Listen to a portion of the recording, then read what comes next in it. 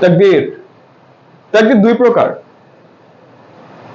একটা তাকদীর হচ্ছে যেটা আপনার জন্মের এবং পৃথিবী সৃষ্টির পূর্বে যেটা আপনার লেখা হয়ে গেছে সেটা একটা।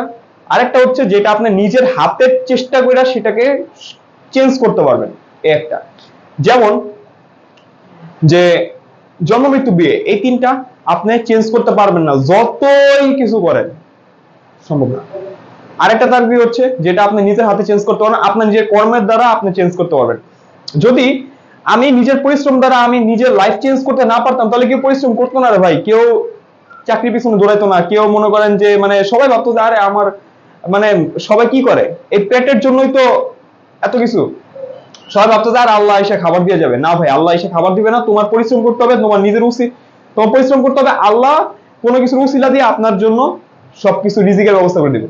সো নিজের